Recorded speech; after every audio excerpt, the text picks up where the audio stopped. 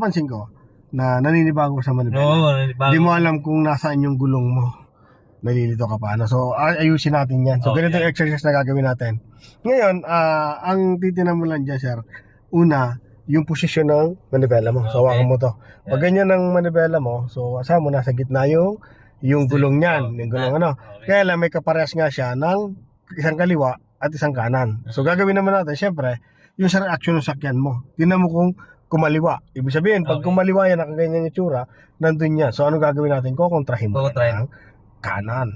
Ano, ganun din. Kung pumunta sa kanan, kontrahin mo ng kaliwa. So, exercise natin, gawin mo natin exercise. Ano? Okay, hawak ka ng manibela muna. Then, pakawalang brake mo. Go. Okay, stop. Yan. Kailangan, konting react pa lang ng sakyan, alam mo na kagad kung nasa gitna ba siya, or kumaliwa o kumanan. Okay? So, ngayon, ay gawin naman natin ay ikutin mo siya ng isang kaliwa lang. Sige, wag mo na patakboy na. Yan. Sige, ikutin mo siya ng kaliwa. Isa lang. Ganyan na, yan o. Di ba, kala mo, nasa gitna siya. Pero inikot natin ng kaliwa, kakaliwa talaga. Tingnan mo siya. Pakawalang brake mo. Oh, stop. Di ba? Kumakaliwa siya. So, hindi mo pwedeng pigilan niya. Kundi, kontrahin mo kagad. Kontrahin mo kagad ng kanan. Sige, go. Yan, ganun, ano. So, kailangan makontra mo kagad yun habang natakbo din. No? Okay, go. Then, pakawalang brake mo. Punta ka dito. Then stop. Okay. Then ikot mo ng kanan. Okay. Okay, pakawalang brake mo. O mali, then kontra agad, go. Kontra agad ng isang ikot. Yan. Okay, medyo mahina pa rin, ano. Stop. O, kailangan mabilis yung ano nun, yung ikot ng isang ikot. O, ganito gawin natin. Neutral muna to. Then handbrake. Yan. Okay. So, ikutin mo, hawakan mo ito manibela mo. Ikutin mo siya ng isang ikot kaliwa. Go, isang ikot. Yan ang isang ikot. Yan. Then, balik mo sa kanan ng isang ikot. Yan, nasa gitna na yan. Tama? Okay, isang ikot sa kanan. Yan, nasa kanan yan, no? So, ibabalik mo isang ikot. Isang ikot agad. Mabilis dapat yung reaction. O, isa pa, kaliwa. Okay, then, balik. Go, balik. Yan, mas mabilis pa doon. O, kanan, isang ikot. Yan, mas mabilis pa doon. Go. Very good. O, isang ikot na kanan. Then, balik. Very good. Isang todo, pakaliwa. Todo sa kaliwa. Ibig sabihin, hanggang dulo. Hanggang dulo. Okay. Then, balik mo. Bilang. Sige, 1. Then, 2. Okay. Ganun yan na. Todo mo sa kaliwa. 1 and 2. Then, balik. 1 and 2. Okay. Kanan naman. 1 and 2. Then balik 1 and 2. Okay, so ngayon gawin mo, tumingin ka doon, dapat malayo. Okay, ikot mo ng isa sa kaliwa. Then todo sa kaliwa. Okay, balik 1 and 2. Yan, balik ano, sa kanan naman. Isang ikot sa kanan, 1 and 2. Then balik 1 and 2. Yan muna gagawin nating exercise pag lumiko tayo, ano. So, kailan siya iniikot pag tayo ililiko? So, hintayin mo lang itong side mirror, tumapat sa kanto, isang ikot. Halimbawa, kakanan tayo dito. Pag tumapat itong side mirror, sa kanto, isang ikot noon kagad. Isa. Yan. Then, pag tumapat ng balikat natin, ito dito sa kanto naman, todo naman to. Todo. Then, pag naramdaman mo yung katawan sa sakyan mo, lumalapit naman dito, babalik mo na kagad ng isa. Tapos, pag nakita mong pantay na, doon sa pupuntahan mo, saka yung pangalawa. Ayan po, no? So, gagawin natin yan doon, kagaya ng lumiko na yun, no? Yan ang gagawin natin mamaya, no? Okay. Then, balik, manibela mo, 1 and 2. Okay, so ngayon kakaliwa ulit tayo, signal kang kaliwa. Hintayin mo lang uli yung side mirror, tumapat sa, ano, ikot ka ng, ano. Paulit-ulit lang naman yan. Tingin dito, todo. Okay, then balik na. Yun. Okay, diretso. O, yung posisyon ng sakyan, titignan mo kung nasa kaliwa, nasa kanan. Kailangan diretso lagi. Okay. Tapos signal ka po ng kaliwa. Yan, posisyon mo ng sakyan mo, nasa gitna lagi. Dapat. Okay. Tapos hintayin mo, tumapat yung side mirror mo dyan. Okay. O, isang ikot, go. Then, doon ang manibela mo, pag tumapat ng balikan. Pag naramdaman mong mabilis dyan, o, balik mo kagad yung manibela mo. Pagkabig mo punta doon at napasiksik ka kagad doon, balik mo agad manibela mo naman. Bawi ka agad. Bawi ka agad, no? Huwag mong hintay na dumaratso yan. Slow down. Ikot ng isa. Go. Todo. Pag tapat ng balikat, todo na. Hindi na isa. Kasi nakalagpas na. Okay, go. Okay, so isa pang exercise na makakapagpaganda ng manibela or para gumaan yung pagpihit mo ng manibela, papatakbin mo konti, saka mo todo manibela. Okay. No. So hindi mo na gagalawin yung manibela, kundi nakahinto, ay natakbo muna bago galawin na. Okay, so gawin natin. Okay. Pakawalang brake mo, then todo manibela mo dyan. So lalapit ka lang doon, kailangan ka todo. Ito yung magandang exercise. Then stop ka dyan. Okay, konti pa. Okay, stop. Lagay mo sa reverse. Huwag mong gagalawin mo ng manibela. No? Yan, pakawalan mo brake mo. Pag tumakbo to ng konti, ito manibela mo, mabilis dapat ang kilos. Okay? Pakawalan mo ng konti. Then, todo manibela mo dito. Okay, slow down. Then, stop. Para hindi siya dumire-diretso, pag pinakawalan ng brake mo, balik muli yung paa mo sa brake. Para pipitik-pitikin mo lang. Okay. Okay, so stop. Then, lagyan mo sa drive. Okay, pakawalan ng brake mo konti. Then, todo manibela mo. O, pag nabitin, stop ka ulit. Okay, hindi naman. Diretso lang. Go. Yan. Pasok ka dyan sa inner lane. Yan.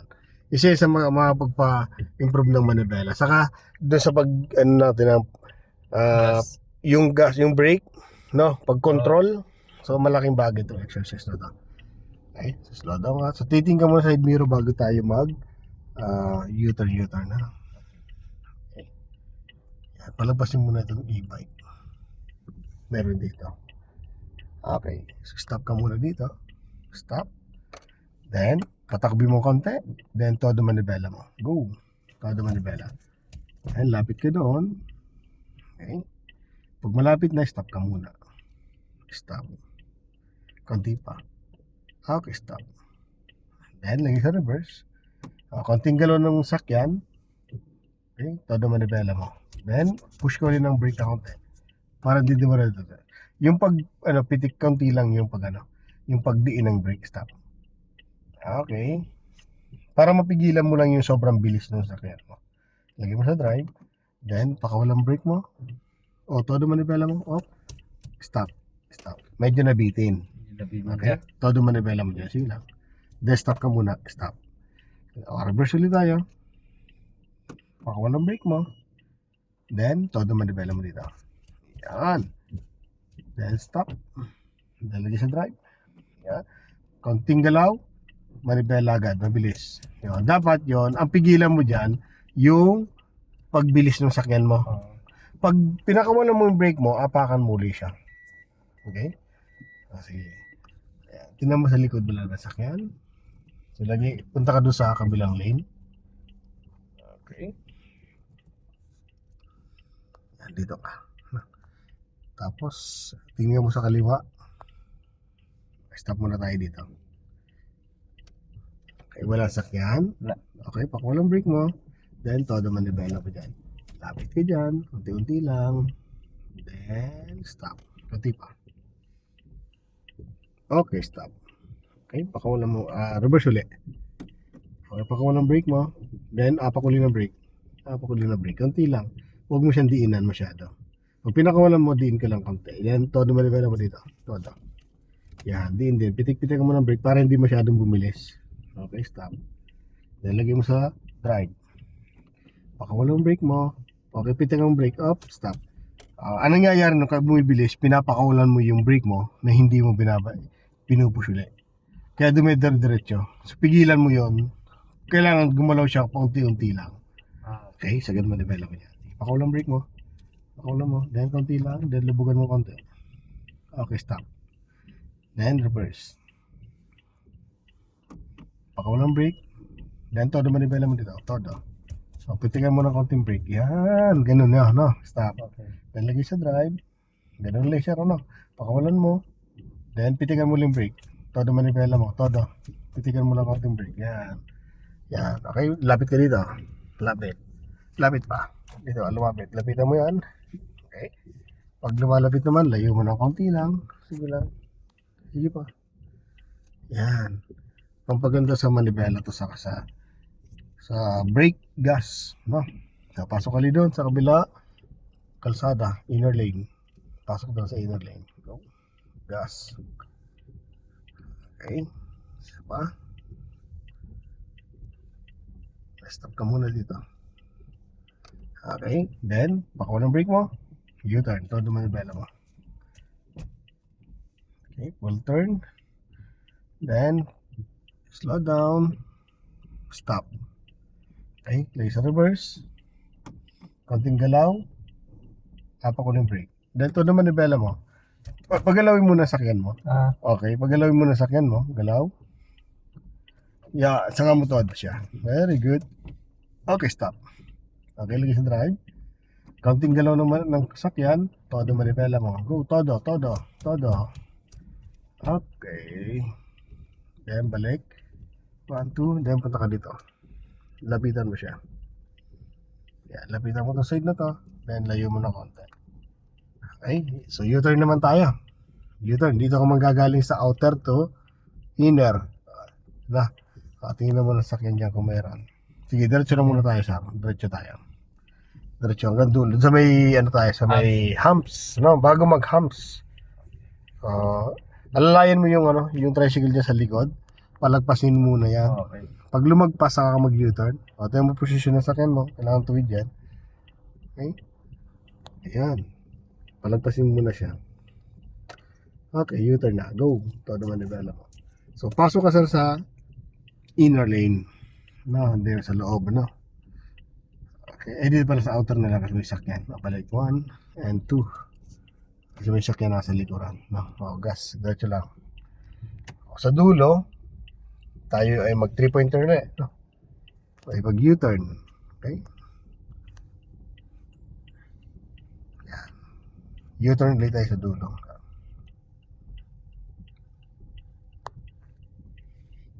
Yan. Bago mag-humps na sir. Tingnan mo kung wala sakyan ha. Okay. So since kanina di natin nagawa sa inner lane, ngayon i-inner lane natin ha. Okay, wala na sakyan. Go. Yan. Yes. Ang pasok natin sa inner lane na po. Balik. 2. Very good, sir.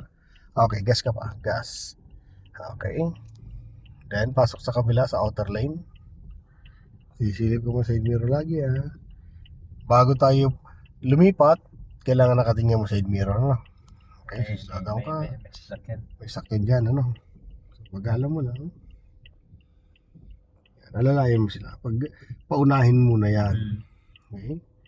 Yan nasonan, paunahin mo rin. Tapos yan, e-bike, wala na. Sa likod, wala na, clear na. Pag clear na, U-turn tayo. Okay, may bike. May bike pa. Sige, daan-daan lang. Sige, tuloy-tuloy na yung takbo. Okay, go. Todo. So, ang pasok natin naman sa outer lang. Mas easy sa outer eh. Sa outer tayo. Layan mo lang siya. Okay. Balik outer. Gas. Go, gas. Yan. O yan, nag-i-improve na. Okay. Kung anong uunahin? Okay. Diretso bang park? O neutral muna bago handbrake? Okay. Actually, ang ano ko doon, pwede naman yan na direkta na kaagad. Okay. Pero dapat nakasagad ka sa yung Sa brake mo, brake. sagad yung paa mo doon. Saka mo lagay sa park. Pwede yan. Sige, lagay mo. Yan. Siguraduhin mo lang sagad yung then handbrake ka. O, ganun yun, baka walang brake mo. So, yun nakapark na. Okay? Kung gusto mo naman dumaan doon sa neutral, pwede rin naman. Okay? Natin, ilalagay natin sa park. O, pwede mong gawin dyan, neutral mo muna siya. Kung yan ang gusto mo, neutral, Pag na-neutral mo na to, nag-disengage na yung makina sa transmission. So, yung bigat ng sakyan, ilagay natin dito sa handbrake. Itaas mo yung handbrake. Okay? Paano malaman natin na yung bigat ng sakyan nasa handbrake na? So, tatanggalin mo to. Yung brake. Bitawan brake mo yan. Yan, naramdaman na. Nabitawan mo. So, ramdam mo ngayon na nahawakan na ng handbrake yung bigat ng sakyan mo. Ngayon, kung lalagay mo naman to sa park na, sasagad mo yung brake. Sagad ulit. Okay? Then, lagay mo sa park. Yan, pwede yung gano'n. Alin man doon, pwede. Matrabaho nga lang yung isa. Pero mas safe para sa akin. Mas safe sa akin dumadaan sa neutral. Okay. Saka yung bigat ng Okay? Mas safe yung kanina. Okay. So, Depende sa iyo kung anong gusto mong gamitin. Okay. Okay? Basta kung alin ka mas madali sa'yo dyan, pwede naman. Basta as long as nakasagad yung Basta brake. yung brake.